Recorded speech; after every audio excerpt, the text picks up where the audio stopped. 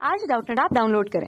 Doubtnut पर अपने सभी गणित, रसायन विज्ञान, भौतिक विज्ञान और जीव विज्ञान के डाउट्स का करो सफाया। बस प्रश्न की फोटो खींचो, एक ही प्रश्न को क्रॉप करो और तुरंत वीडियो सोल्यूशन पाओ। अभी डाउनलोड करें। हेलो स्टूडेंट्स, प्रश्न है निम्नलिखित विकल्पों में से कौन अभिसारी उद्विकास और अपसारी उद्विकास के सही उदाहरणों को प्रदर्शित करता है। तो हमें एक तरफ यहाँ अभिसारी उद्विकास दिया गया है, दूसरी तरफ अपसारी उद्विकास दिया गया है और उनके उदाहरण दिए गए हैं। तो सही हमें विकल्प का चयन करना है। तो सबसे पहले हम बात कर लेते हैं कि अभिसारी और अपसारी उद्विकास क्या होते हैं।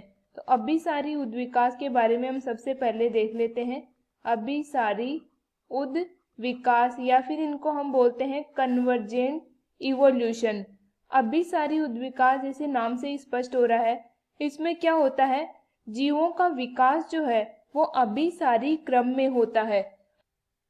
अभिसारी विकास में उत्पत्ति जो है, जीवों की उत्पत्ति वो अलग अलग होती है, लेकिन उनका कार्य समान होता है, कार्य समान रहता है। यानी कि जीव या फिर किन्हीं अंगों की हम तुलना करें तो उनकी उत्पत्ति अलग होगी, लेकिन उनके कार्य जो है वो लगभग समान रहेंगे। तो इस प्रकार का विकास होता है अभिसारी विकास। और अभिसारी विकास से बने हुए अंगों को हम बोलते हैं समवर्ती अंग।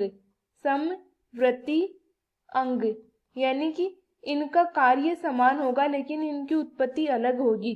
अब इनके उदाहरण देख लेते हैं हम। जैसे बात करें ऑक्टोपस और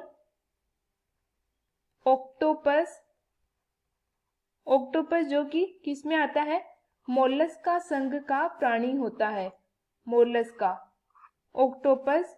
और उसके साथ स्तनधारियों की आंखें, स्तनधारियों की आंखें।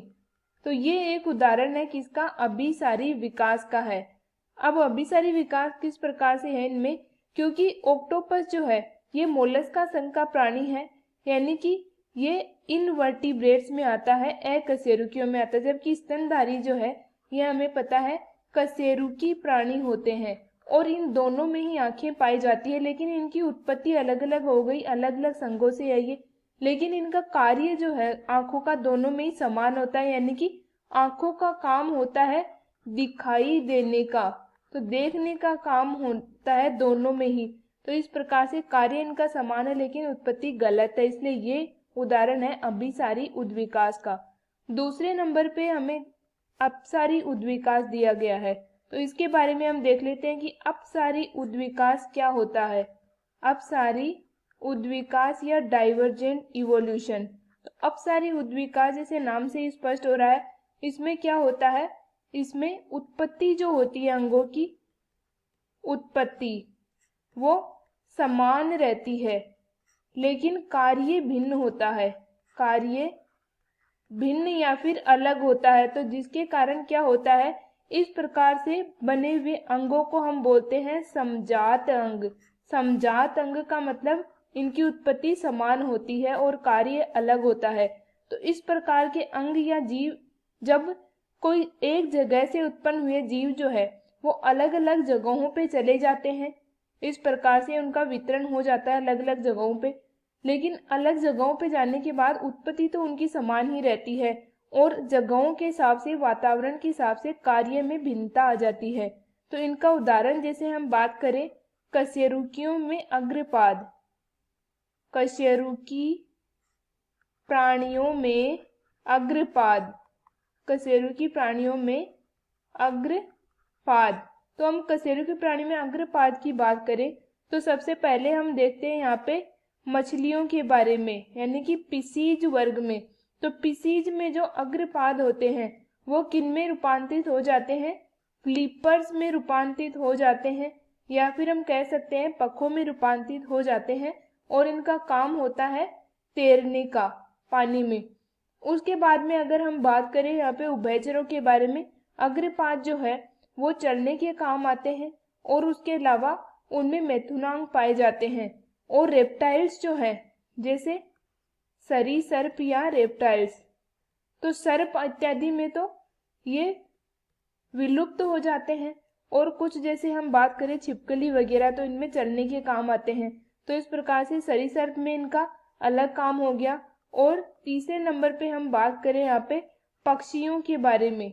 पक्षी, तो पक्षी में अग्रपाद जो है वो पंखों में रूपांतरित हो जाते हैं और पंखों में रूपांतरित होकर ये उड़ने में सहायक होते हैं।